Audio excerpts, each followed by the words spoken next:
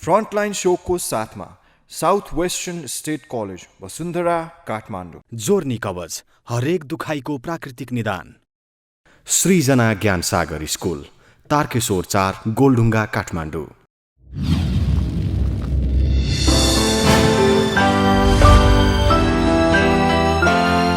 नमस्कार दर्शकवृन्द, कार्यक्रम फ्रन्टलाइन शोमा तपाईलाई हार्दिक स्वागत छ। म मातृका सुवेदी।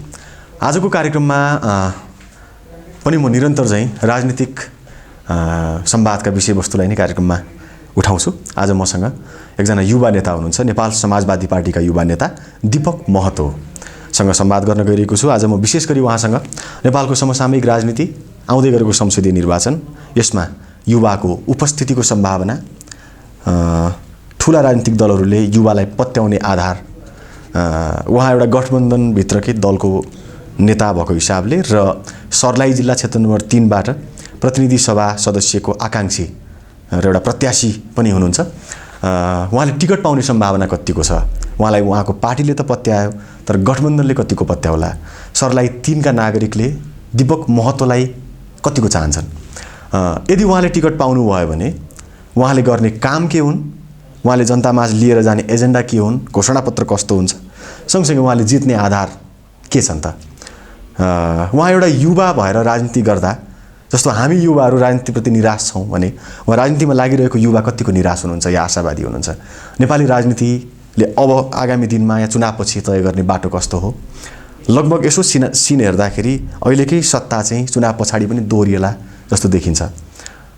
भन्नाले यही सत्ता दोहोरिँदा मुलुकलाई के फाइदा पुग्छ, अथवा चुनावले दिने नयाँ नेतृत्व देला भन्ने आश कसरी गर्न सकिन्छ, अथवा चुनावपछि देशलाई चाहिँ एउटा मिठो फल मिल्छ या समृद्धिको एउटा बाटो मुलुकले तय गर्छ भन्ने कुरा कतिको देख्नुहुन्छ उहाँले, लगायत उहाँको पार्टी, चुनावी रणनीति, उहाँको व्यक्तिगत तयारी, व्यक्तिगत राजनीतिक यात्रा लगायतको विषयलाई कार्यक्रममा उठाउँछु। आउनुहोस् आजका मेरा अतिथि नेपाल समाजवादी पार्टीका युवा नेता दीपक महतोलाई स्वागत गरौँ। स्वागत छ सरकारी। धन्यवाद। आराम हुनुहुन्छ? आराम छ। हामीले यसअघि कुरा गर्दाखेरि सायद जनता समाजवादी पार्टीको नेताको रूपमा मैले तपाईँलाई स्वागत गरेको थिएँ। आज नेपाल समाजवादी पार्टीको युवा नेताको रूपमा स्वागत गर्न पाएँ। यो अवसर पनि भनौँ अथवा दुर्भाग्य पनि भनौँ। तपाईँले बुझेको समाजवाद के हो? नेपालमा समाजवादी नामका पार्टी थुप्रै छन्, तपाईँ पनि यो 4-5वटै समाजवादी नामका पार्टी मध्येको एउटा सबभन्दा नयाँ या कान्छो पार्टी नेपाल समाजवादी पार्टीको युवा नेता हुनुहुन्छ। तपाईँले बुझेको समाजवाद के हो? अब एक लाइनमा भन्नु पर्दाखेरि हामीले बनाउन खोजेको समाज भनेको समुन्नत सङ्घीय समाजवाद हो। यसमा हामीले परिकल्पना गरेको समाज भनेको विभेद रहित समाज, जस्तो कि समाज भनेको अहिलेको जुन स्ट्रक्चर छ, सामाजिक स्ट्रक्चर, समाजमा विभिन्न खालका, विभिन्न क्लस्टरका, विभिन्न वर्गका मान्छेहरू बसोबास गरिरहेका हुन्छन्। अब त्यो समाजमा बसोबास गर्दाखेरि समाजमा जुन विविधता हुन्छ र विभेद हुन्छन् र सामाजिक अन्तरसङ्घर्ष हुन्छन्, हैन, त्यसलाई हल गर्नको लागि कस्तो खालको नीति तय गर्ने ताकि समाज ब्यालेन्स हुन्छ, समाज सर्वस्वीकार्य हुन्छ, समाज सम्पन्न हुन्छ, त्यसको लागि खास गरेर हामीले बनाउन खोजेको समाज भनेको समुन्नत समाजवाद हो। यसमा हामीले खास गरेर 5 को अवधारणालाई हामीले अगाडि सारेका छौँ। खास गरेर हाम्रो पहिलो स भनेको स्वाधीनता हो, दोस्रो स भनेको सहभागितामूलक लोकतन्त्र हो, तेस्रो स भनेको समानुपातिक समावेशी हो, चौथो स भनेको सङ्घीयता हो र पाँचौँ भनेको समुन्नत समाजवाद हो। यसको अर्थमा हामीले एउटा जुन समाजको जुन मोडल हुन्छ नि, ठ्याक्कै यो समानता प्लस सम्पन्नता माइनस विभेद समाजलाई चाहिने भनेको समानता, एक वर्डमा मैले भन्न प्रयास गर्दैछु, समानता प्लस सम्पन्नता माइनस विभेद। हामीले ल्याउन खोजेको इक्वल टु समाजवाद। र हाम्रो कल्पना, हाम्रो सङ्कल्प भनेको समाजमा पहिला समानता कायम गर्न खोजेका छौँ। जति पनि जात जाति जति पनि वर्गहरू छन्, जति पनि तह तबका छन्, तिनीहरूको बिचमा समानता हुनुपर्छ, सद्भाव कायम हुनुपर्छ, एकता कायम हुनुपर्छ र मान्छेलाई खुसी चाहिन्छ। खुसी भनेको त जब मान्छे आर्थिक रूपले जब निर्भर हुन्छ, मान्छे धनी हुन्छ, अनि बल्ल मान्छे खुसी हुन्छ। त्यसैले एक वर्डमा भन्नुपर्दाखेरि हाम्रो परिकल्पनाको समाजवाद भनेको समानता प्लस सम्पन्नता माइनस विभेद इक्वल टु समाजवाद। र हाम्रो प्र्याक्टिस र हाम्रो जुन कल्पना छ अहिलेको समाजवाद र हामीले उत्थान गरेको र हामीले अगाडि सारेको जुन समाजवादी मोडेल छ त्यो भनेको समुन्नत समाजवाद हो। अहिले मुलुकमा 4वटा त नाम चलेकै समाजवादी नामका पार्टी छन्। नेकपा एकीकृत समाजवादी, लोकतान्त्रिक समाजवादी पार्टी, जनता समाजवादी पार्टी र तपाईँ चाहिँ रहनुभएको नेपाल समाजवादी पार्टी। समाजवादकै लागि यति धेरै दल चाहिन्छ कि समाजवादी नामका दलहरू किन एक ठाउँमा बस्न सक्दैनन्? होइन, बिल्कुलै नेपालको जुन एउटा जुन सामाजिक बनावट छ त्यसलाई मध्यनजर राखेर, जुन सोसाइटीको आवश्यकता हुन्छ त्यसलाई मध्यनजर राखेर पार्टी निर्माण गर्ने हो। पार्टीले आफ्नो सिद्धान्त निर्माण गर्ने हो र पार्टीले आफ्नो नीति तथा कार्यक्रम निर्माण गर्ने हो। र वास्तवमा नेपालको जुन डाइभर्सिटी छ त्यसलाई सम्बोधन गर्नको लागि अहिले विभिन्न घटकको रूपमा रहेका समाजवादी दलहरू छन्। त्यसको लक्ष्य एउटै छ कि समाजलाई सम्पन्न कसरी बनाउने हो, समाजलाई विकसित कसरी बनाउने हो र नेपाललाई समृद्ध कसरी बनाउने हो। त्यो लक्ष्यको साथमा त्यो लक्ष्यलाई पुरा गर्नको लागि अहिले विभिन्न घटकका रूपमा समाजवादी दलहरू रहे पनि मलाई लाग्छ र हाम्रो आह्वान पनि छ, खास गरेर युवावर्गको आह्वान, हिजोका जुन एउटा साम्यवादी दल थियो कम्युनिस्ट नाम गरेका र नेपाली काङ्ग्रेस जुन अहिलेको जुन बजरिया अर्थतन्त्रको रूपमा जुन असफल बजरिया अर्थतन्त्र, खास गरेर जुन पुँजीवादी व्यवस्था छ होइन, त्यो असफल भइसकेको अवस्था छ विश्वव्यापी रूपमै। त्यसले गर्दाखेरि यी दुईको विकल्पमा अहिलेको अवस्थामा आर्थिक नीति तथा कार्यक्रमको लागि पनि समाजवादी कार्यक्रम नै चाहिन्छ। किनभने समाजको जुन नेपाली समाजको जुन मोडालिटी छ, नेपाली समाजको जुन बनावट छ त्यसलाई चाहिँ हामीले सही ढङ्गले समाजले अगाडि बढाउनको लागि, सामाजिक आवश्यकताहरू पुरा गर्नको लागि र राजनीतिक अवस्थाहरू पनि पुरा गर्नको लागि, आवश्यकता पुरा गर्नको लागि अहिलेको आवश्यकता भनेको समाजवादी दल नै हो। तसर्थ जति पनि समाजवादी दल यदि नेपालको लागि, नेपालको हित, नेपालको विकासको लागि यो यदि बन्दैछ भने त्यो जनताको लागि हितकारी नै हुनेछ, हित गर्नेछ। तसर्थ तपाईँको भनाइको आशय समाजवादी घटकहरू चाहिँ एक हुनुपर्छ? बिल्कुल एक हुनुपर्छ। तर एक हुनुपर्छ भन्दै गर्दा छुट्टी राख्नु भएको छ। अनि यो एउटा कस्तो छ भन्दाखेरि अब अहिले जुन राजनीतिक घटनाक्रम देखियो नेपालमा पछिल्लो समयमा, अब त्यसले गर्दाखेरि राजनीतिक घटनाक्रममा नेतृत्वमा प्राय गरेर नेताहरूमा जुन एउटा अहङ्कार होइन, राजनीतिक कार्यक्रमहरू भन्दा पनि नेताहरूमा व्यक्तिगत स्वेच्छाचारी भावना या हरकत भनौँ, कोठुलो एक्ज्याक्टली, अनि एउटा जुन हैकमवादी जुन चरित्रहरू छ नि ठुलो नेताहरूको, त्यसले गर्दाखेरि बाध्य भएर यिनीहरू चाहिँ अलग अलग आफ्नो अस्तित्व जोगाउन अलग अलग भएको हो। तर कालान्तरमा फेरि अलग अलग भएर जुन हाम्रो लक्ष्य छ नेपाल एउटा विकसित नेपाल बनाउने, समृद्ध नेपाल बनाउने, त्यो चाहिँ कदापि हामी हासिल गर्न सक्दैनौँ। अब यसलाई विकसित नेपाल बनाउनको लागि, एउटा सम्पन्न नेपाल बनाउनको लागि, समृद्ध नेपाल बनाउनको लागि हामीले एक ठाउँमा उभिनेको विकल्प छैन। अब युवा चाहिन्छ, युवा चाहियो राजनीतिमा होइन, युवा चाहिँ नेतृत्व तहमा पुग्नु पर्यो, कानुन बनाउने ठाउँमा पुग्नु पर्यो, राज्य सञ्चालन गर्ने तहमा पुग्नु पर्यो भन्ने आवाज उठ्छन्। तपाईँहरू आवाज उठाउनुहुन्छ, आफ्नो दलभित्र चाहिँ आन्दोलन गर्नुहुन्छ, विरोध गर्नुहुन्छ अथवा माग उठाउनुहुन्छ। तपाईँ पनि एउटा जिम्मेवार दलको जिम्मेवार युवा नेता हुनुहुन्छ र संसदीय निर्वाचनको हामी सङ्घारमा छौँ र तपाईँ सर्लाही जिल्ला 3 नम्बर क्षेत्रबाट प्रतिनिधि सभा सदस्यको रूपमा सर्वसम्मत सिफारिस हुनुभएको छ नेपाल समाजवादी पार्टीबाट। सुरुमा चाहिँ तपाईँले टिकट पाउनुहुन्छ कि पाउनुहुन्न भन्ने कुरामा म एकछिनमा आउँछु। सुरुमा चाहिँ तपाईँ प्रतिनिधि सभा सदस्य बन्ने आकाङ्क्षी किन? तपाईँको उम्मेदवारी किन? खासमा तपाईँ सांसद बन्ने तपाईँको चाहना किन? संसदमा जसले आफ्नो क्षेत्रका जनताका इस्युजहरूलाई, मुद्दाहरूलाई, उनीहरूको आवश्यकताहरूलाई जसले नीतिगत रूपमा नीति बनाउने, रणनीति बनाउने, कार्यक्रम बनाउने एउटा चाहिँ सक्षम, क्यापेबल नेतृत्वको आवश्यकता हुन्छ। तसर्थ मलाई लाग्छ म क्षेत्र नम्बर 3 का जनताहरूको लागि, उहाँहरूको इस्युजमा म निरन्तर एउटा बहस गर्ने पात्र हो। उहाँहरूको मुद्दाको लागि, उहाँहरूको मुद्दा सम्बोधनको लागि निरन्तर रूपमा सडकबाट आन्दोलन गर्दै आइरहेको, निरन्तर विगत 10औं वर्षदेखि विद्यार्थी राजनीतिमा हुँदा पनि मैले विद्यार्थी हक हितको लागि निरन्तर सडकबाट सङ्घर्ष गर्दै आइरहेको पात्र हो। यहाँलाई पनि थाहा छ।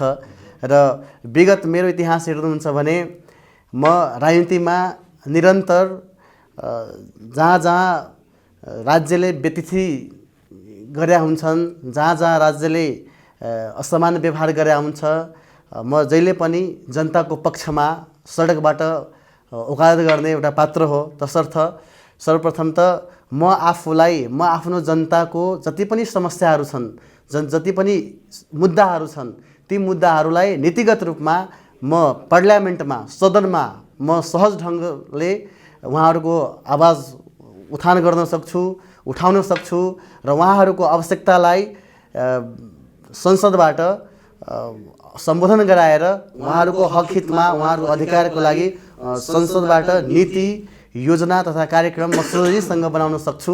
मलाई एक प्रकारको विश्वास पनि छ, एउटा अनुभव पनि छ र अध्ययन पनि छ राजनीति शास्त्रमा। तसर्थ र म जनताको निरन्तर सेवामा छु, निरन्तर खटिँदै आइरहेको छु उहाँहरूको सेवामा। तसर्थ मेरो उम्मेदवारी छ र म यो उम्मेदवारीको लागि, म संसद पदको लागि म आफूलाई योग्य उम्मेदवार पनि ठानेको छु। तसर्थ मैले चाहिँ अहिले हाम्रो पार्टीले मलाई एउटा उम्मेदवारको रूपमा अहिले अगाडि बढाएको छ र मलाई पूर्ण विश्वास छ म क्षेत्र नम्बर 3 को जनताहरूको पक्षमा म काम गर्नेछु। त्यो क्षेत्रको विकासको लागि, त्यो क्षेत्रको समृद्धिको लागि म एउटा सही ढङ्गले एउटा नयाँ उचाइमा क्षेत्रको समस्याहरूलाई म सम्बोधन गराउन सक्छु भन्ने विश्वास छ र त्यही भएर मेरो उम्मेदवारी छ। तर सर्लाही यस्तो जिल्ला हो जहाँ काङ्ग्रेस, एमाले हैन, अझ मधेसवादी दलहरूको वर्चस्व अलि बढी छ। तपाईँ त एउटा भन्ने हो भने असाध्यै कान्छो दलको उम्मेदवार हुनुहुन्छ। तपाईँलाई त्यहाँका नागरिकले पत्याउने आधार अथवा तपाईँ त्यहाँको नागरिकको बिचमै हुनुहुन्छ भन्ने आधार के हो? नागरिकको बिचमा त म निरन्तर सङ्घर्षै गरेर आएको पात्र हो। निरन्तर 10औं वर्षदेखि म राजनीतिमा एउटा सक्रिय पात्रको रूपमा परिचित नै छु मेरो क्षेत्रमा र जनताको सेवामा म निरन्तर सम्पर्कमा हुन्छु। जनताको उहाँहरूको व्यक्तिगत समस्या होस्, सामाजिक समस्या होस्, राजनीतिक समस्या होस् या क्षेत्रमा जुनसुकै प्रकारको समस्या होस्, म आफ्नो लेभलबाट, आफ्नो तहबाट सक्ने समाधान सबै गरेको छु र त्यहाँ विकास निर्माणका पनि मैले थुप्रो कामहरू गर्दै आइरहेको छु र सामाजिक कामहरू पनि थुप्रै गर्दै आइरहेको छु। त्यसले गर्दाखेरि र राजनीति शास्त्रमा र राजनीतिमा म कुनै नयाँ पात्र पनि होइन, राजनीति शास्त्रमा एउटा मास्टर्स गरेको विद्यार्थी पनि हो।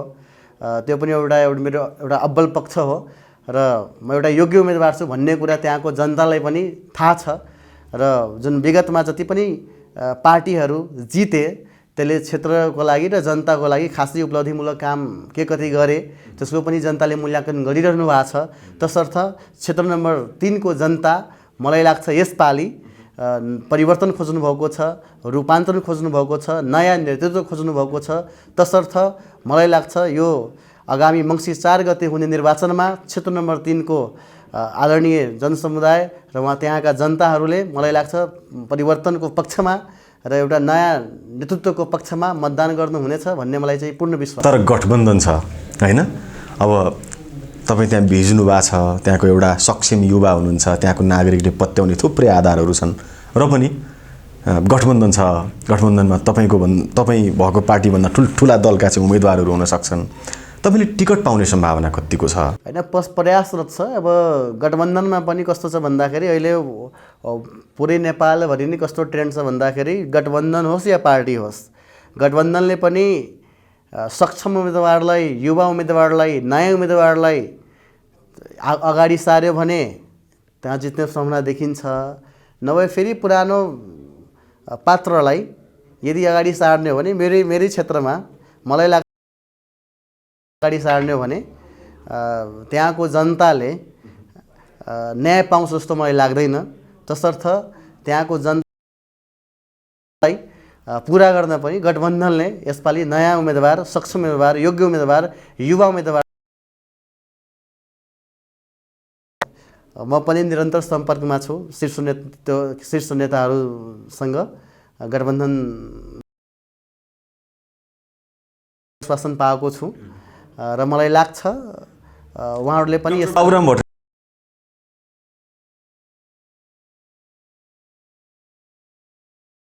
गर्नुहुन्छ।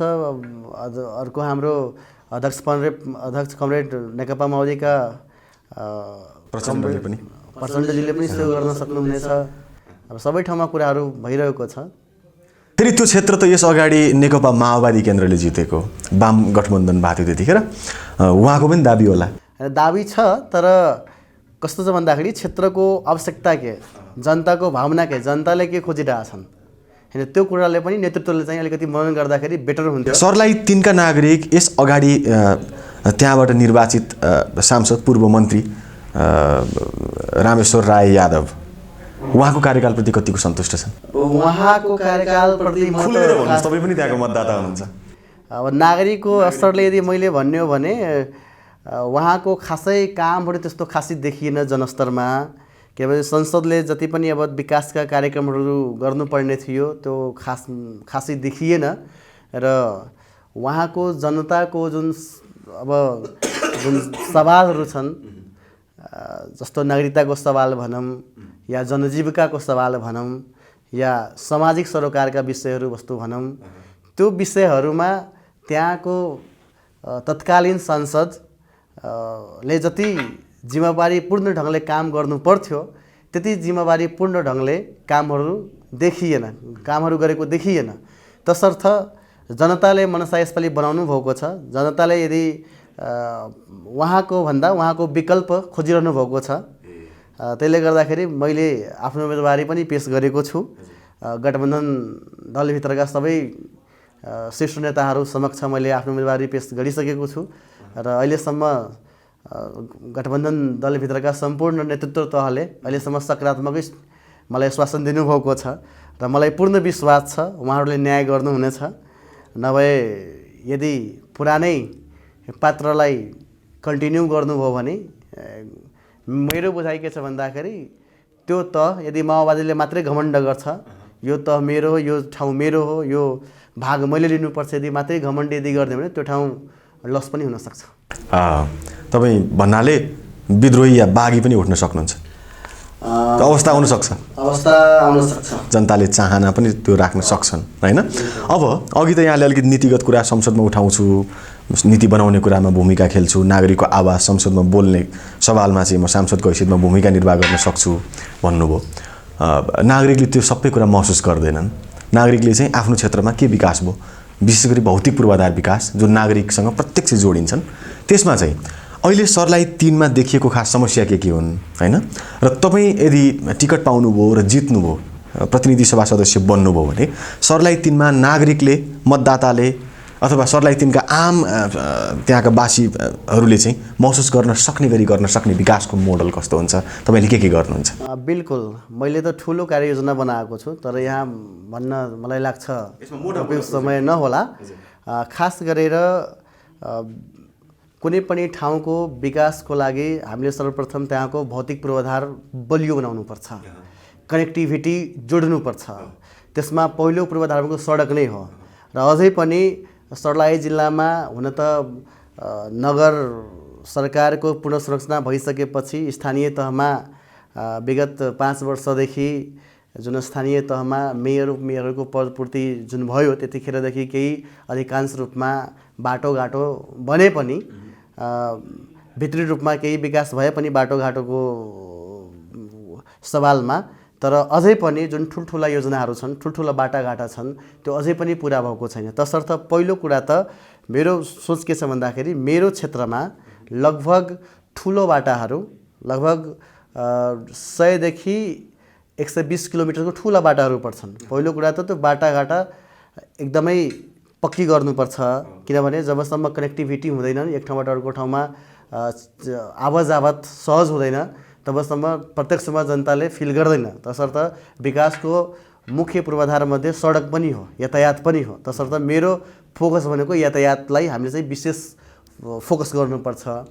त्यसपछि भनेको त्यहाँको पर्यटन पनि छ। क्षेत्र नम्बर 3 मा पर्यटनको प्रचुर सम्भावना छ हजुर हैन। पर्यटनलाई हामीले चाहिँ अब त्यहाँ मुक्तेश्वरनाथ मन्दिरहरू छन्, बागमतीमा कतिपय पूर्वाधारहरू छन्, त्यसलाई पनि हामीले निर्माण गर्न सक्छौँ। पर्यटनलाई सराई जिल्लामा हामीले चाहिँ अगाडि बढाउन सक्यो भने त्यहाँ रोजगारीका कुराहरू, रोजगारीका अवसरहरू सिर्जना हुन्छ। र अर्को कुरा भनेको त्यहाँ अहिले चाहिँ सबैभन्दा ठुलो समस्या भनेको किसानहरूको समस्या हो।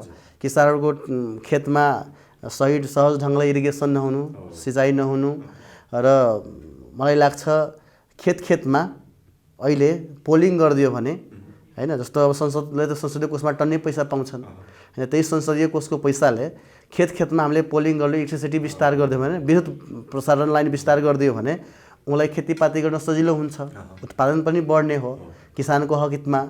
तसर्थ किसानको लागि पहिलो कुरा भनेको त्यहाँको कृषि सडक र विद्युतीकरण गर्नुपर्छ।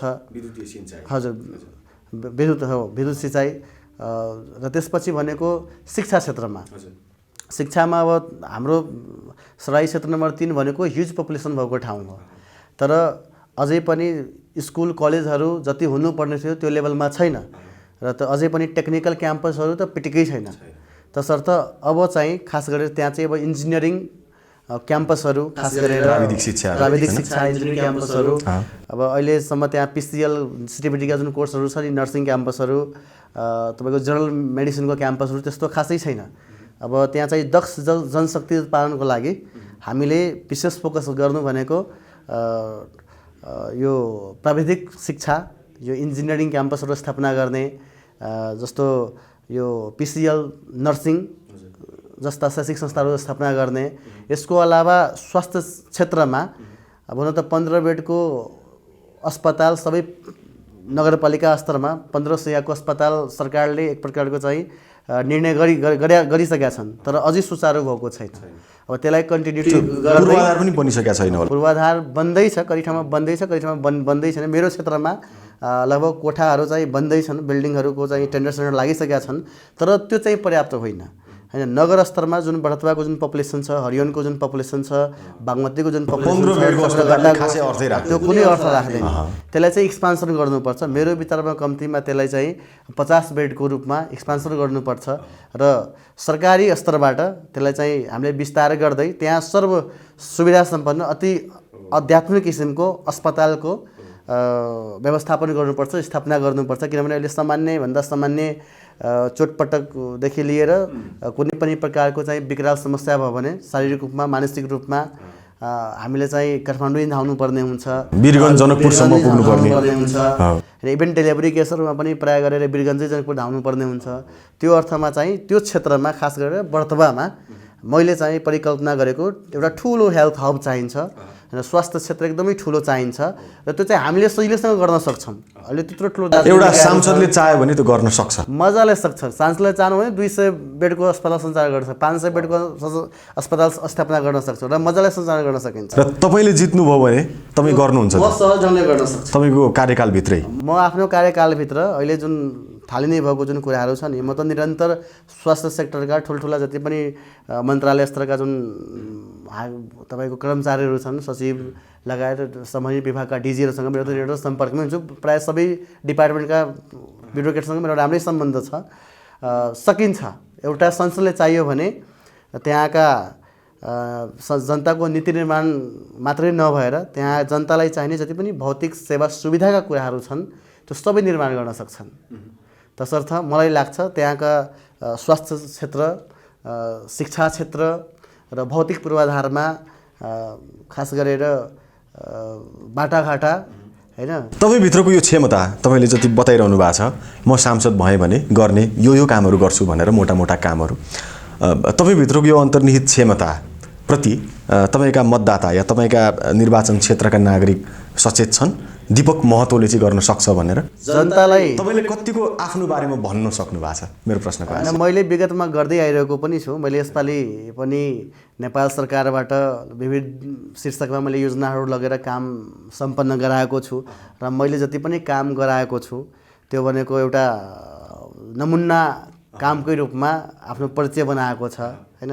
त्यसले गर्दाखेरि मलाई लाग्छ जनतालाई यो कुरा थाहा छ, दीपक महतो एउटा क्यापेबल पात्र हो, सक्षम युवा हो, शिक्षित युवा हो र उहाँलाई अवसर दियो खण्डमा यो क्षेत्रको सर्वाङ्गीन विकास हुन्छ भन्ने कुरामा जनता विश्वस्त हुनुहुन्छ। अब चुनाव चिन्ह त फेरि माओवादीको रोज्नुभयो होइन? हुन त तपाईँको पार्टी अध्यक्षलाई माया पनि लाग्यो होला आफ्नै पुरानो चिन्ह। तपाईँलाई चाहिँ व्यक्तिगत रूपमा माओवादीको चुनाव चिन्ह गोलाकारभित्रको हैँसी हथौडा पार्टीले त्यही चुनाव चिन्हमा लड्ने जुन निर्णय गर्यो त्यो कतिको चाहिँ खुसी लाग्यो तपाईँलाई? म त एकदम स्वागत गर्छु यो निर्णयलाई। अब हाम्रो नेतृत्व आलोचना कसरी भइरहेछ भने नि डाक्टर बाबुराम भट्टराई त जता जता चरे पनि लास्टमा माओवादी नै हुन आइपुगे, केही सिप लागेन भन्ने आलोचना हुन्छ कि?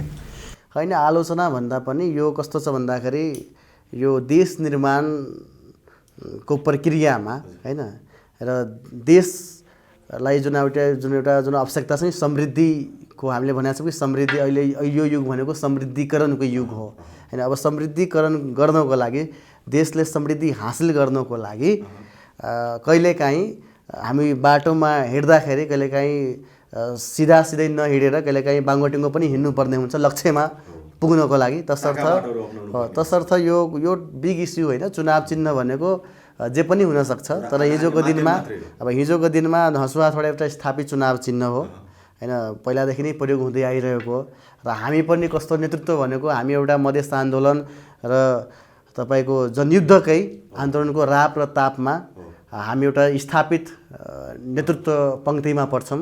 तसर्थ हामीले चाहिँ पूर्ण रूपमा त्यो चिन्हलाई, त्यो आन्दोलनलाई, त्यो पार्टीलाई हामी भित्रैदेखि सम्मान गर्छौँ, श्रद्धा छ, त्यसमा कुनै दुई मत छैन। भन्नाले चुनाव चिन्हले गर्दा नेसपालाई बलियो बनायो होइन त? नेसपाको हैसियत भन्दा चुनाव चिन्हले चाहिँ अलिकति थप बल पुर्याउँछ भन्ने कुरामा बिल्कुल होइन? अब पार्टी फेरि नेकपा माओवादीमै विलय पो हुने हो कि? एकता भन्दा पनि मान्छेहरूले चाहिँ विलय हुन लाग्यो। विलय भन्दा पनि कस्तो छ भन्दाखेरि मैले पहिला पनि थोरै जोड्न खोजेको थिएँ।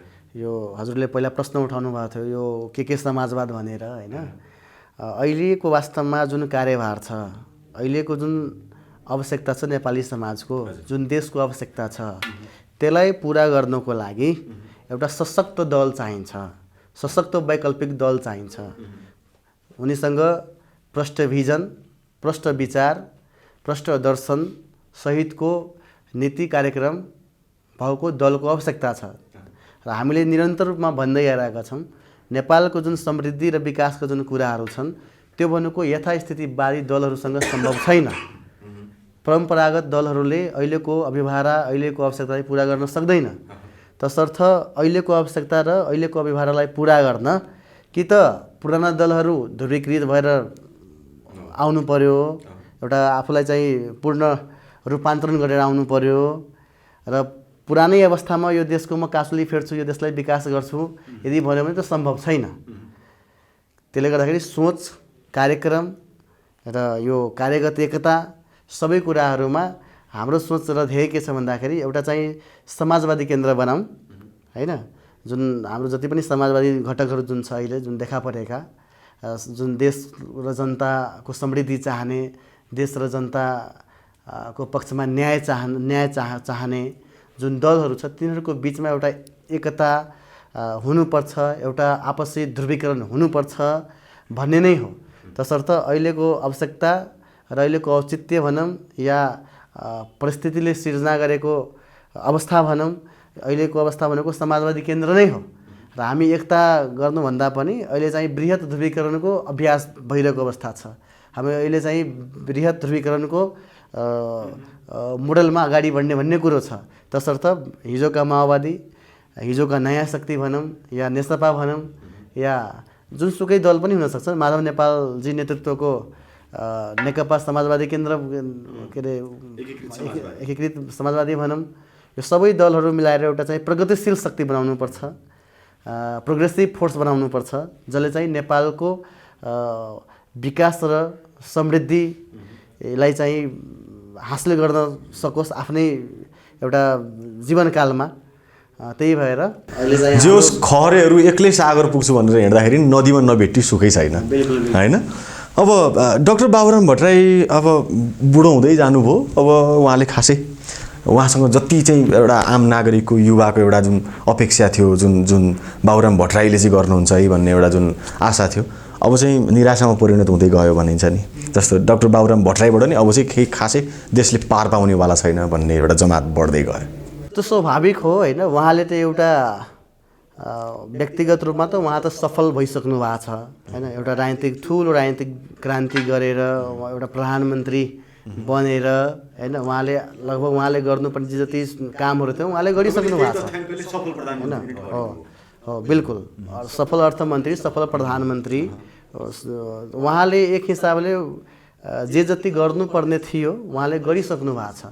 तथापि यदि उहाँले अझै पनि देशप्रति उहाँको जुन चिन्ता छ कि यो मुलुक अझै समृद्ध हुनुपर्छ, अझै शक्तिशाली हुनुपर्छ, आर्थिक रूपमा खास गरेर जनता अझै पनि राष्ट्रिय रूपमा एक हुनुपर्छ, देशको राष्ट्रियता र स्वाधीनता बलियो हुनुपर्छ, जुन उहाँको सोच र चिन्तन छ, अहिले पनि मलाई लाग्छ जुन उहाँभित्र जुन क्षमता छ, उहाँभित्र जुन एउटा योग्यता छ, अहिलेका जति पनि समकालीन नेताहरू छन् होइन, उहाँको विचार जति त अरूसँग त्यति प्रष्ट भिजन त छैन। र हिजो जुन उहाँले जति जति कामहरू गर्नुभएको छ, तुलनात्मक रूपमा मलाई लाग्छ अरू पार्टीका शीर्ष नेतृत्वहरू धेरै प्रधानमन्त्रीहरू भए, तर उहाँको तुलनामा जे जति कार्यकालमा जम्मा 9 महिनाको लागि अर्थमन्त्री बन्नुभयो, 18 महिनाको लागि प्रधानमन्त्री बन्नुभयो, तर तुलनात्मक रूपमा जति उहाँले काम गर्नुभयो, जसले 3 वर्ष जसले सत्ता र शासन चलाए उसले के गरे, उहाँले के गर्नुभयो, विगत 1.5 वर्षदेखि जसले सत्ता सञ्चालन गर्दै आइरहनु भएको छ उहाँले के गर्नुभयो। तसर्थ अझै पनि मलाई लाग्छ अब नेपाली बाबुराम भट्टराईजी प्रति मात्रै भने हजुरको जुन प्रश्न छ नि, यो समग्र नेतृत्वप्रति नै एक प्रकारको जनताको जुन समग्र नेतृत्वप्रति नै वितृष्णा छ क्या, खालि बाबुराम प्रति मात्रै होइन। भन्नाले बाबुराम भट्टराईप्रति चाहिँ बढी आशा थियो के, र अहिले वितृष्णा डबल हुनुको कारण जो माथि धेरै आशा हुन्छ, भरोसा हुन्छ, उहाँले अब कम टाइममा उहाँले कति डेलिभर गर्न सक्ने हो।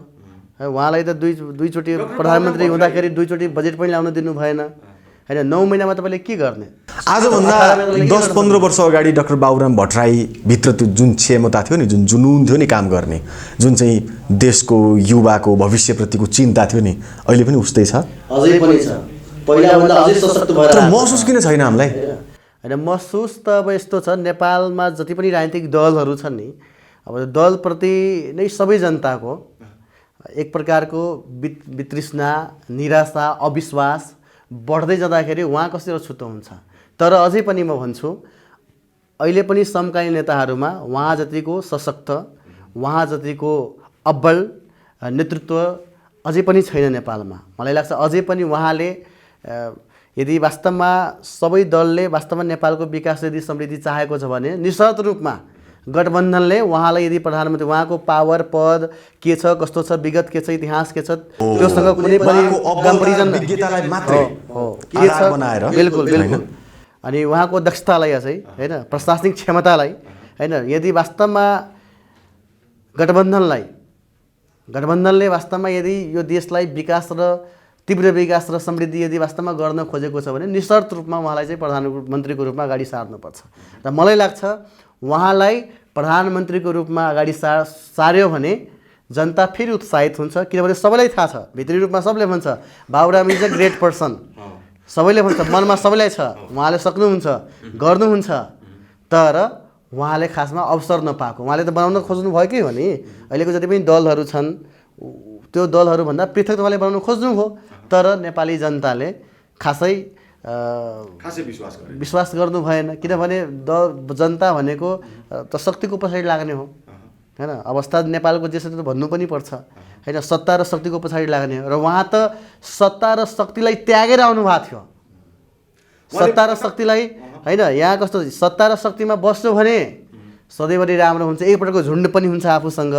तपाईँ शक्तिमा नहुँदाखेरि र सत्तामा नहुँदाखेरि त्यो झुन्ड पनि हराएर जान्छ र बिस्तारै उहाँसँग त्यही बिस्तारै र सुरुदेखि नै उहाँसँग त्यही नै भएको हो।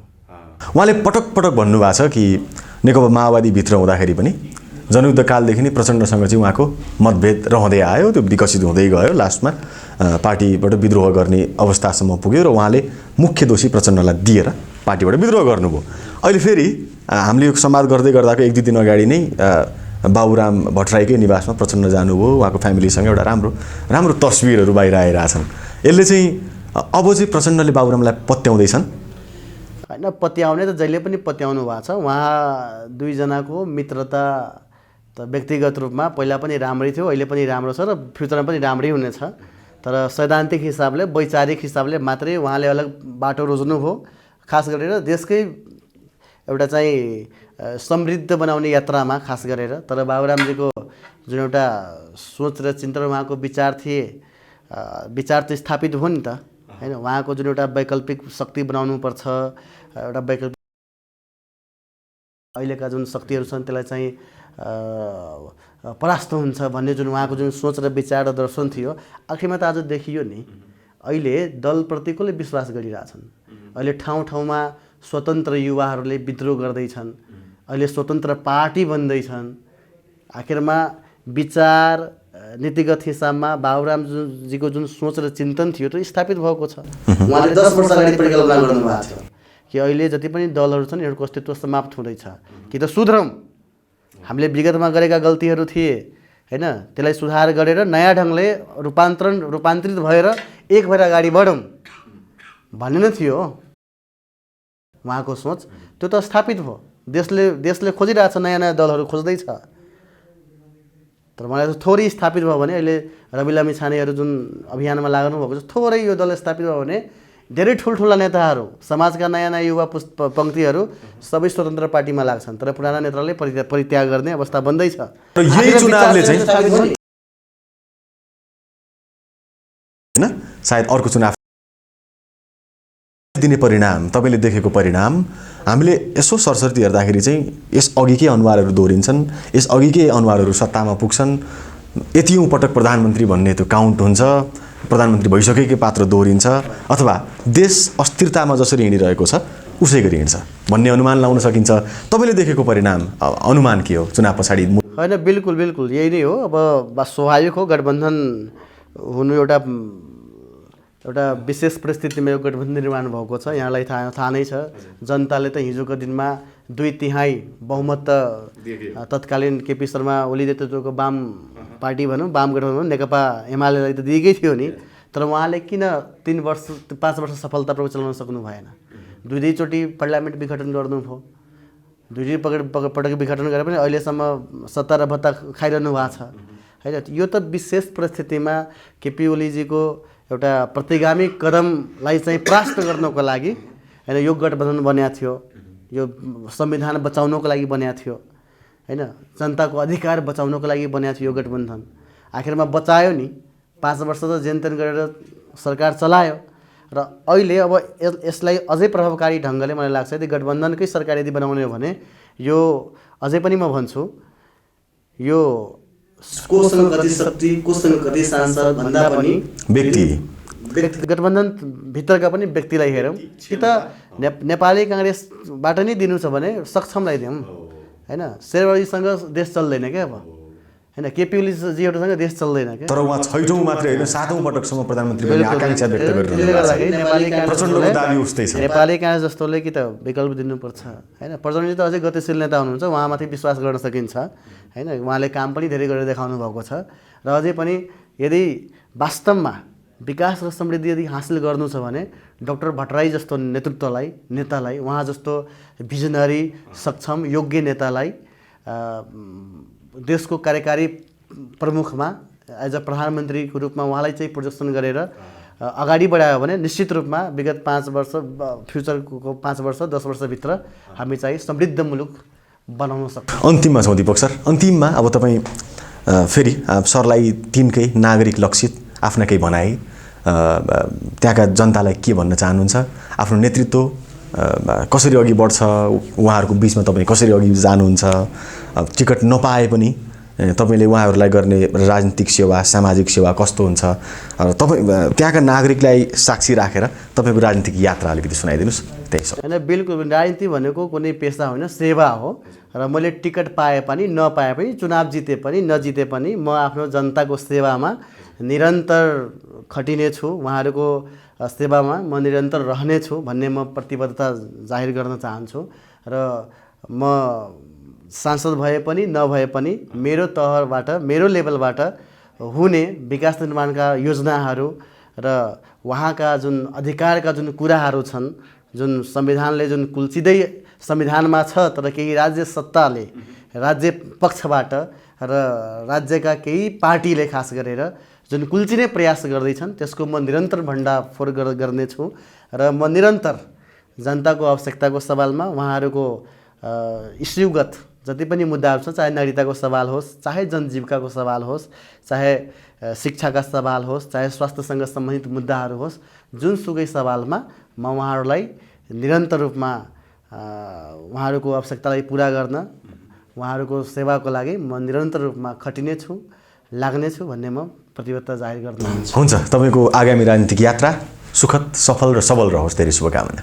धन्यवाद, तपाईँलाई पनि धन्यवाद। र खास गरेर यो स्टुडियोमा मलाई यो बोलाएर आफ्नो विचारहरू राख्ने अवसर दिनुभएकोमा म यो स्टुडियोप्रति, तपाईँप्रति म हार्दिक आभार प्रकट गर्न चाहन्छु। हस्, दर्शकवृन्द, कार्यक्रम फ्रन्टलाइन सोमा आज हामीले संवाद गऱ्यौँ नेपाल समाजवादी पार्टीका प्रभावशाली युवा नेता दीपक महतोसँग। हवस् त, आजको कार्यक्रमबाट हामी सबै बिदा माग्छौँ। अर्को कार्यक्रममा हामी यस्तै कुनै विषय र अतिथिका साथमा फेरि आउँछौँ। तबसम्मका लागि बिदा दिनुहोस्। नमस्ते।